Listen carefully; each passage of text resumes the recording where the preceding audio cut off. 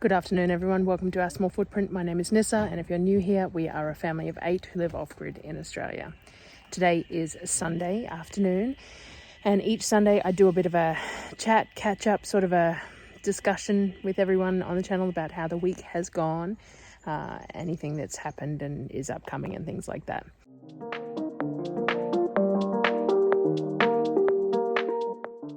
So that is what we are doing today. Now, I was editing yesterday's video and noticed that pulling a few faces, and it was a bit strange, but I wasn't going back to alter it or make an explanation. So I have had a couple of questions. Just wanted to put it out there. Today is probably going to be the same. So I suffer from a condition called trigeminal neuralgia, which is a nerve condition of the face that is a chronic degenerative pain condition thing, and it's with the weather and everything else, it's playing up at the moment, which means that it kind of is uncomfortable to talk a lot of the time, and there's zaps and twitches and all sorts of things in my face going on at the moment. So whilst I try to just ignore it, I did notice when I was editing that I'm pulling quite a few faces, and someone did query me on it. So my face is playing up at the moment, and that is why there is some weird little tics and things like that are going on, just to let anyone who was wondering who didn't reach out know, because this video is going to be much the same. So it is Sunday. I am going grocery shopping this week, so it will be, I'm going to leave Tuesday because I've got neurology appointment on Tuesday, and then I'm going to do my normal Wednesday, Thursday, Friday shopping and come home Friday afternoon. So today I have put together the week's worth of schoolwork for the kids, for Darryl to do, and I'm going through and making sure that everything is set up for the week. I've got a few videos that I'm trying to do voiceovers for in advance and set up for while I'm away.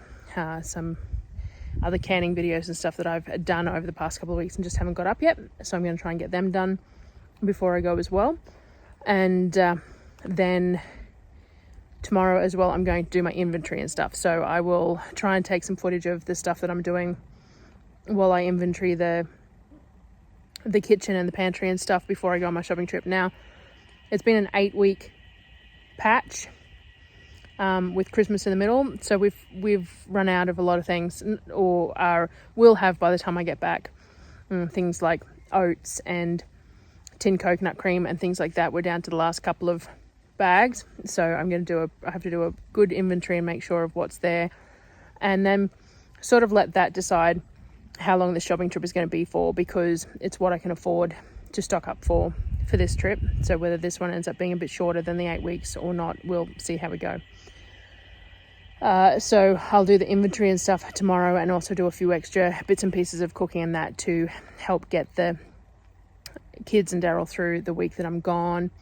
Some bread making, and I think I'll make a big batch of the smoothie pops that I make to put in the freezer for the kids for the days and things like that. So I've got that lined up for tomorrow. Other than that, this week we got the grey water working. So if you haven't seen that, I put a video out yesterday to show how it works. So that is running now and running out to the fruit trees. We just have to extend some irrigation out to the trees that haven't got it yet. So that's on the cards in this week, for this week, for Darryl to try and get done, so that those last few trees are also getting some water. So the grey water is running, which is fantastic. That was a big thing that I wanted to get done and working, and we've got that working now, so that's cool. What else have we got? I'm going to show you the watermelon because I'm standing beside it. So the weekly, anyone who hasn't seen one of these videos before, my gardens are doing abysmally this year. The weather and everything else has been so absolutely horrible, and my motivation has been lacking, and we've had a lot of bits and pieces that have gone on that have really just meant that my garden has not done anything like I wanted it to do.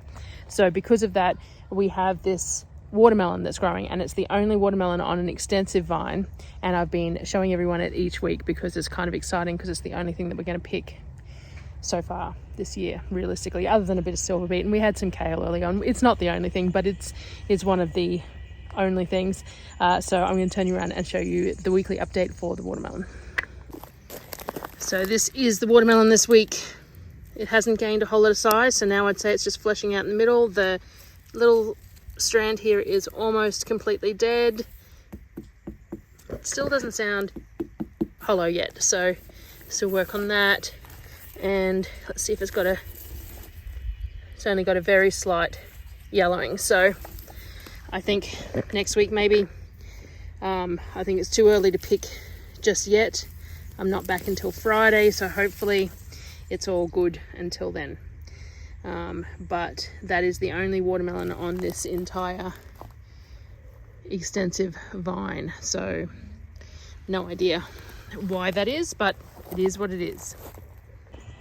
We've started work on the seed staging area that I was talking about. So we bought a galvanized steel framework that I'm going to use and cover with shade cloth and put a door on and stuff, and have weed matting underneath and things like that. Now, I bought this galvanized steel structure because we have a galvanized steel one in the garden that is fantastic. We have the powder coated steel ones too, but they're not real great. They end up bending. However, the galvanized steel one that we bought that's in the garden was bought secondhand, I believe, and this one I bought new. It was advertised as galvanized steel. I'm not so sure that it is, that it's not aluminium and not so great.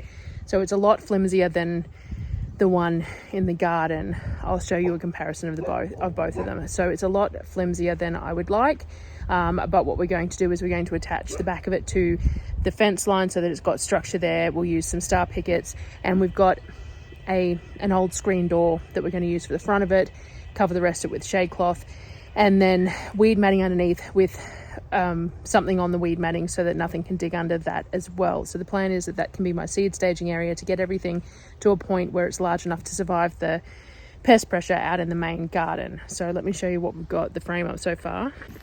So this is the frame here. Let me see if I can back up enough to show you. So I got a largish one. It's a 4.5 long, 3 wide, because of the arc. I knew that we'd lose some space because it's on a curve rather than square.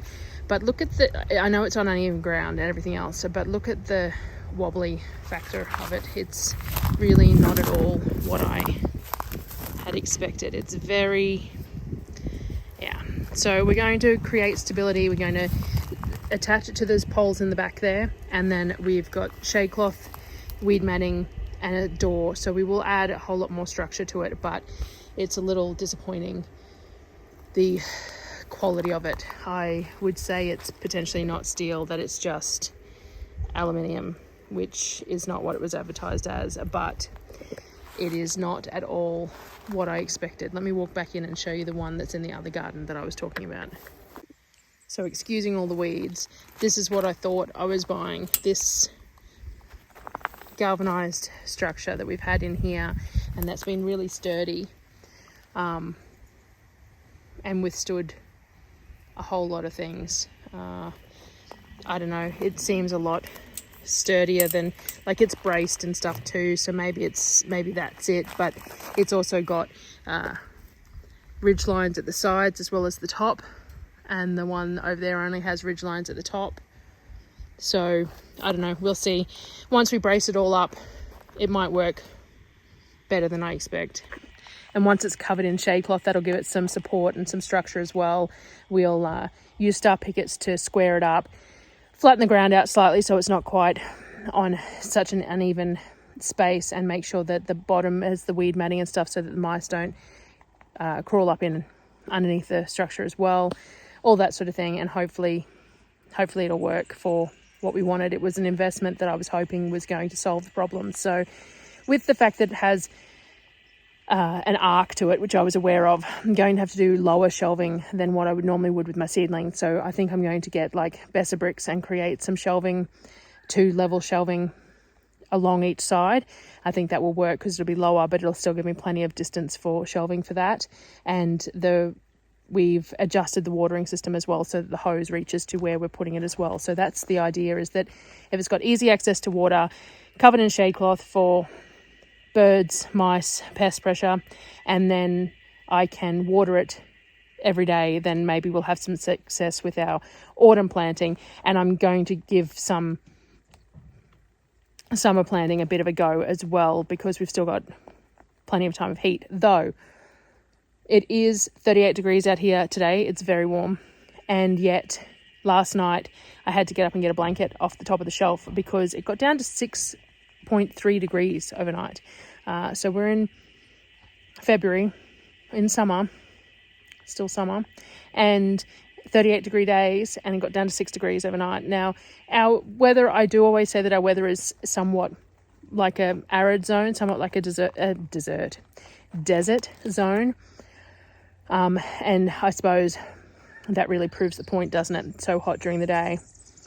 As soon as the sun comes up, it gets really warm, and when the sun sets, it cools down. Not so much at the moment though, but definitely last night it got quite cold, quite cool quite quickly, and overnight and first thing this morning was definitely chilly. And raising seedlings, if your nights are dropping down to 6 degrees, becomes an issue too. But I don't really want to set the seed mats up at this time of the year either, like they're winter. So the year has been all over the place, but we're going to give it another go. So other than that, not much is going on. We're just planning for the grocery trip this week. I've done a bunch of canning, so I've got a couple of those videos out, and I've got a few more to come out as well, including I did a Dayton nut roll or cake in a jar water bath can. I have all the footage for that. I will get that out first thing tomorrow, I think. I have all the footage. I've done the voiceover, just haven't put it all together yet. I was trying to do it yesterday and I just didn't make it. So that's sorted. Other than that, not much else. So over the next week or so, there'll be quite a few videos coming out in succession while I get them sorted before I go, but also I've got a plan for the grocery trip and things like that. The website is not quite finished still. It's working on it, and as I get that sorted, I'll get the mugs and stuff sorted as well. So all a work in progress. So we're just moving forward at a snail's pace, but moving forward, and that's the main thing. So thank you for checking in with me again this week, and I will see you on the next video. Bye guys.